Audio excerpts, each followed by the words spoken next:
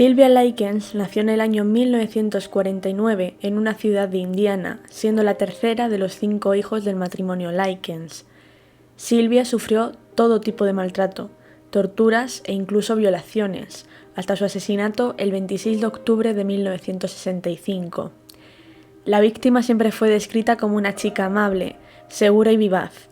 Siempre fue muy consecuente con sus actos y, debido a su situación económica, intentaba ganar dinero cuidando a niños o realizando tareas del hogar para los vecinos.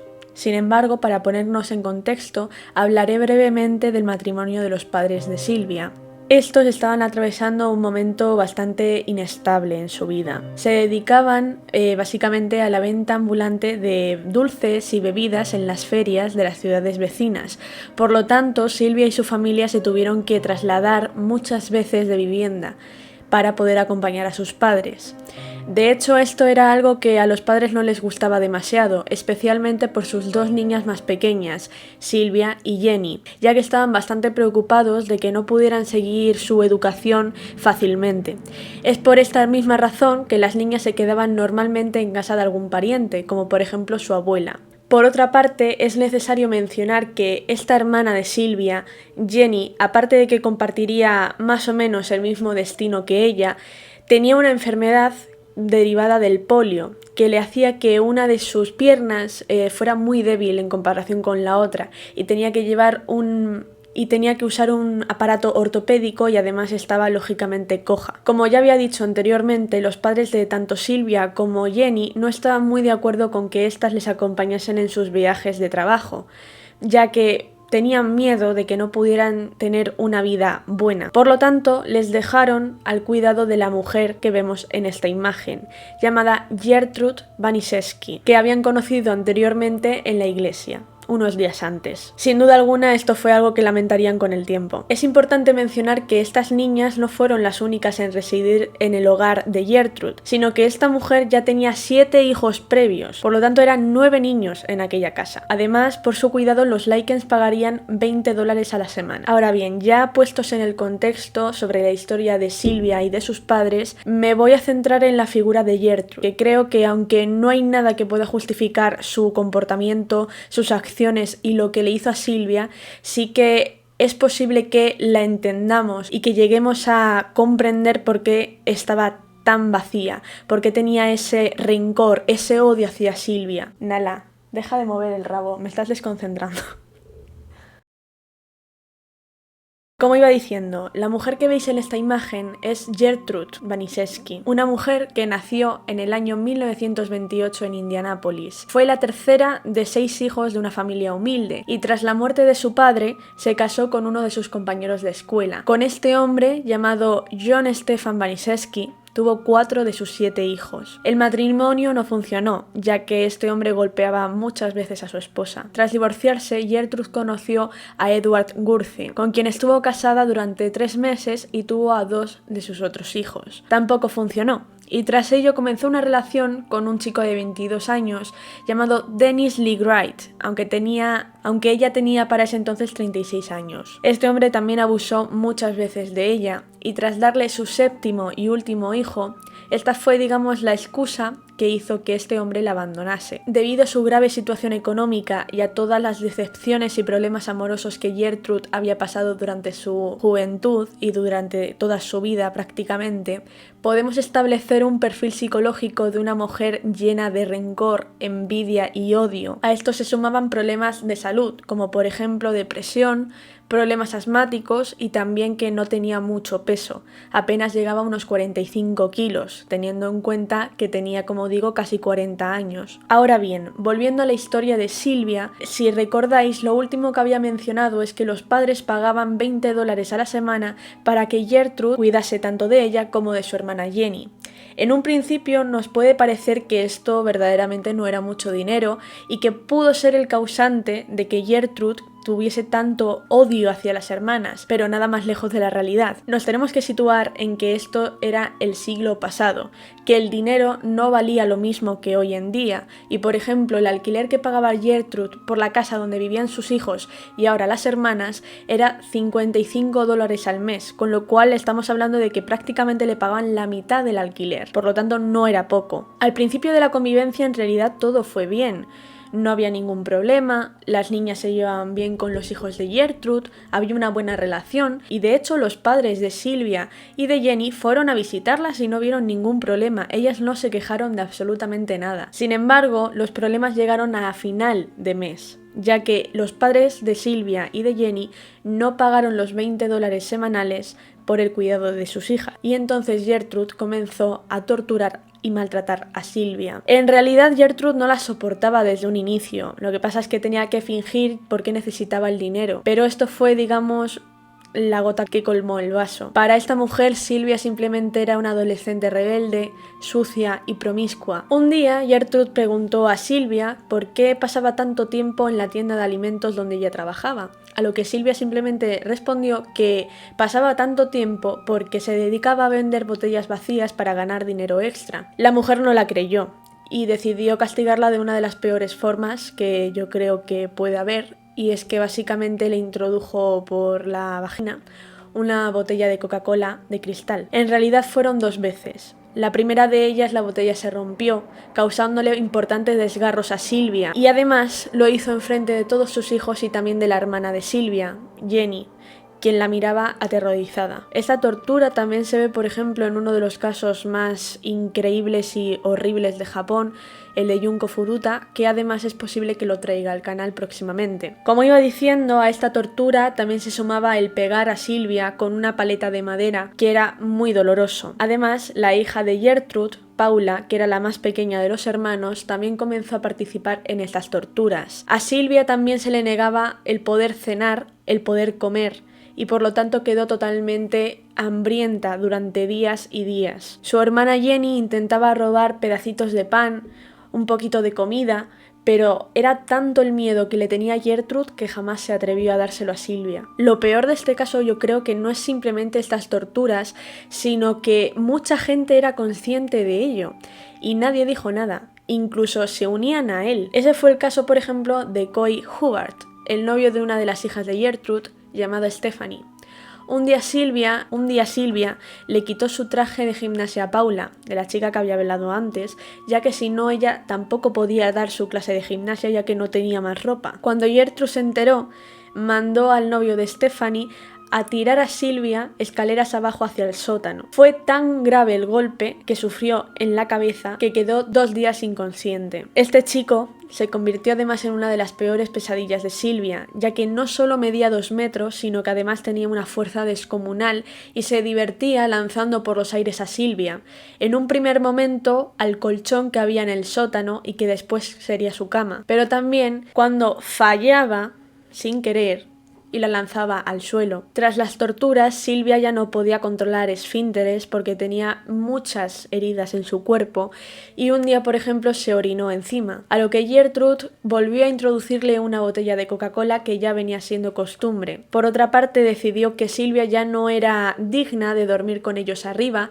por lo que, como he mencionado anteriormente, ese colchón en el que Coy la lanzaba cuando se quería divertir un rato, se convirtió en su cama, en su habitación, básicamente. Además, también le cortó la camisa y el pantalón, volviéndolos cortos para que tuviese todavía más frío allí abajo. Otro de los hijos de Gertrude, llamado John, también se divertía pegando golpes, palizas y patadas tanto a las piernas, estómago, espalda de Sylvia, e incluso apagaba los cigarros de su madre en los brazos de esta. Richard Hobbs era otro de los vecinos de esta familia y básicamente él se había encaprichado de Sylvia desde el primer momento que la vio. La pidió salir, pero ella se negó y se fue con otros chicos. Por lo tanto, comenzó a odiarla. Quería lo peor para ella, ya que lo había rechazado. Junto a Coy, el novio que os digo que tenía Stephanie, la ataban a la viga, a una viga del sótano, y comenzaban a pegarla, comenzaban a abusar de ella. Y un día, de hecho, Richard ahorcó tanto tiempo a Sylvia que pensaban que estaba muerta, pero en realidad no fue así. Muchos os preguntaréis cómo es posible que en un vecindario nadie se diera cuenta, nadie fuera a preguntar por Silvia, por qué ella no salía, por qué no estaba con los demás. Y es que verdaderamente sí que ocurrió. Por ejemplo, el reverendo de la iglesia fue una vez a ver a Gertrude, ya que estaba bastante preocupado por ella porque hacía muchos días que no la veía. Y de hecho, cuando vio cómo estaba, cómo de demacrada estaba, él se asustó y pensó que no estaba capacitada para cuidar de 9 niños. Una enfermera llamó a la casa y Gertrude, para excusarse, porque no había otra cosa que pudiera hacer básicamente, dijo que Silvia era una prostituta y que estaba corrompiendo a sus hijos, a lo cual la enfermera se compadeció y no volvió a llamar. Además, Gertrude, para excusarse de que Silvia ya no saliese de casa y para evitar que la gente que pudiese echar de menos a Silvia llamase a la policía o a cualquier otra persona, se inventó que la había llevado al reformatorio de Indiana. Aún así, los vecinos siguieron oyendo golpes, lamentos, gemidos, gritos, pero nadie hizo nada, básicamente porque le tenían miedo a Gertrude y a sus hijos, claro. Eso, y que además este hogar se convirtió en un punto de reunión tanto para chicos y chicas que se entretenían observando las brutales palizas que sufría Silvia. Ahí fue cuando comenzó a sufrir también violaciones por parte de muchos chicos, y además estos mismos llevaban a sus novias para que se rieran de Silvia. El 23 de octubre de 1965, que casualmente fue el día de ayer, Gertrude escribió con una aguja al rojo vivo en el estómago de Silvia lo siguiente: soy una prostituta y estoy orgullosa de serlo. A mitad de ello se cansó, pero Hobbs, el chico que se había obsesionado con Silvia, siguió. Cuando la aguja dejó de quemar, directamente llevó a cabo cortes en su piel. A pesar de no ser psicóloga ni haber estudiado por supuesto nada relacionado con ello, al haber visto tantos casos como este, creo que el odio que tenía Gertrude a Silvia era pura envidia.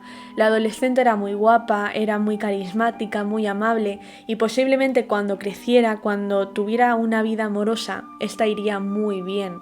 De hecho, esta idea se refuerza con lo que dijo Gertrude tras acabar de escribirle aquella frase a Silvia en el estómago. Y es que la mujer comentó lo siguiente: ¿qué harás ahora, Silvia? Ya no podrás mostrarte desnuda ante ningún hombre sin que te vea la marca. Ahora ya nunca podrás casarte. Es decir, quería repetir sus mismos problemas con esta chica, prohibiéndole que se casara o que se independizase, tal y como le había ocurrido a ella.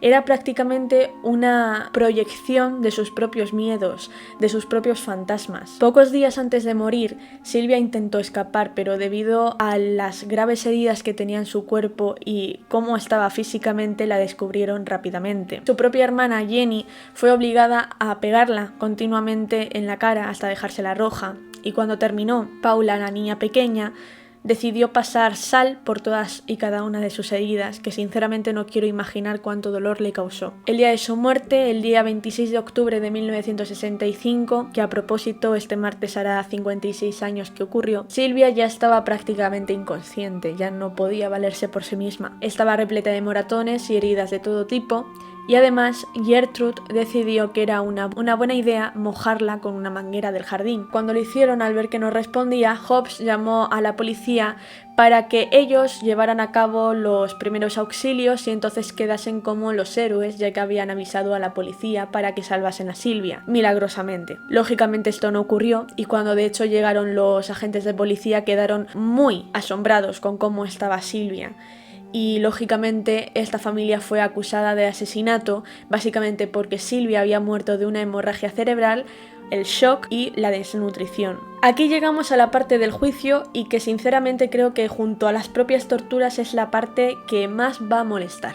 Y sinceramente es una de las que más me molestaron a mí, de hecho. Todos los adolescentes y niños del barrio admitieron las torturas que habían hecho a Silvia. Gertrude, por otra parte, echó la culpa a sus hijos y a estos adolescentes, básicamente porque decía que ella no tenía nada que ver, que ella no sabía nada de lo que ocurría en su sótano, que, volvemos a lo mismo, era su casa, prácticamente que ella era inocente. Lógicamente esto no se sostenía por ninguna parte, para empezar porque es que era su casa, y segundo porque es que ella era ama de casa. casa, no salía, no iba a realizar ningún tipo de trabajo, con lo cual era prácticamente imposible que no se enterase de lo que estaban sucediendo en sus propias paredes. Además, a esto se sumó los testimonios de sus hijos, de los adolescentes del barrio y de la propia hermana de Silvia. La mayoría de las personas que habían ido a la casa de Gertrude a divertirse maltratando a Silvia, la mayoría de la gente que había ido a la casa de Gertrude a maltratar a Silvia, cuando el fiscal le preguntaba que por qué lo había hecho, por qué no había ayudado a esa adolescente que claramente necesitaba ayuda, siempre respondían lo siguiente: no lo sé, señor.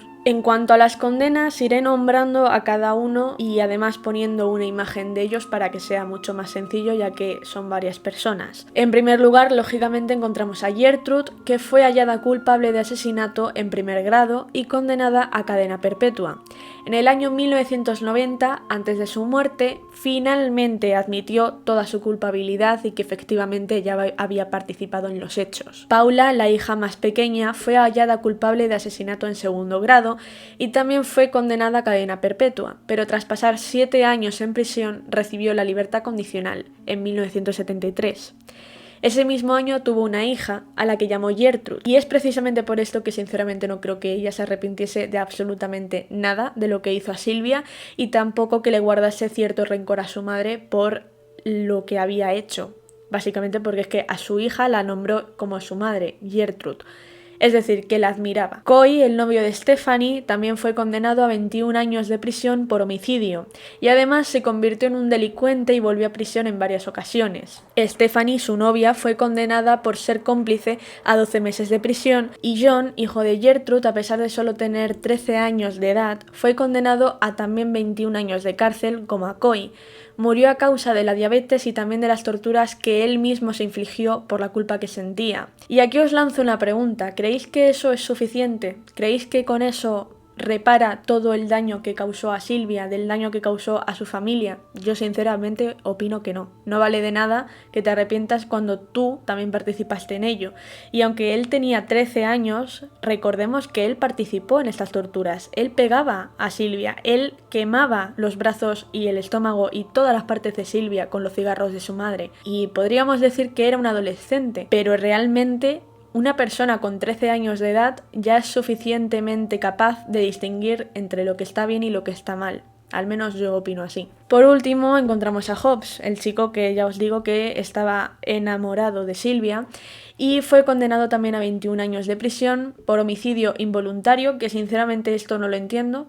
No entiendo por qué él fue condenado a homicidio involuntario, porque es que él también participó de la misma o peor manera que los demás, y murió de cáncer pulmonar a sus 20 años. Sin duda alguna, este es uno de los peores casos de tortura que he visto jamás. Ya había oído hablar de él y también me lo había mencionado una amiga para que lo hiciera, así que aquí lo tienes. Y sinceramente veo muy injustas las condenas, no veo que nadie se arrepintiese de lo que hicieron, y tampoco entiendo cómo es posible que tanto vecinos como los niños y adolescentes que participaron del vecindario, que había muchísimas personas, eran unas 100 personas que participaron en aquellas torturas, nadie recibiese una condena. Nadie. Arrebataron la vida a una chica inocente que lo único que quería era ayudar a su familia, ya que, por ejemplo, muchas veces Silvia se sacrificó por su hermana para que a ella no le pegasen ya que estaba enferma. Y como he dicho anteriormente, aunque los vecinos tuviesen miedo a Gertrude y a sus hijos, esto no es una excusa para no haber actuado, para no haber ayudado a Silvia. Y sinceramente me gustaría saber vuestra opinión acerca de este caso, si podéis entender a Gertrude por todos los errores que había cometido en el pasado, por todos los problemas que había tenido. Si no lo podéis entender, yo sinceramente, lo que yo he dicho, podemos comprender cómo llegó hasta ese punto, pero no creo que haya una justificación lógica para lo que hizo, porque Silvia no tenía nada que ver ahí, nada. Y en vez de pagarlo con la gente que la había maltratado a ella, lo pagó con una chica inocente que lo único que necesitaba era cariño, porque sus padres no podían cuidarla. No le gusta nada que le cojan, y ahora mismo está sufriendo. ¿Estás contenta con aparecer por cámara? ¿No? Mirad, aquí tengo a Nala. ¿Qué tal? ¿Qué opinas? ¿Te quieres ir? Bueno, como este bichito se quiere ir ya para abajo, porque no le gusta que le cojan, por favor, si os ha gustado el vídeo, suscribiros al canal para que os pueda traer más y también darle me gusta. Y nada, bueno, ya que Nala prefiere estar en el fondo. Simplemente quería disculparme por haber estado un mes sin subir vídeos. La verdad es que la universidad me está quitando bastante tiempo, pero espero tener la misma regularidad que tuve en verano con este canal, porque la verdad es que me gusta mucho. Y también quería agradecer a toda la gente que se ha estado suscribiendo y también que ha estado comentando en los otros vídeos, porque la verdad me ha hecho mucha ilusión. Y sin más, me despido.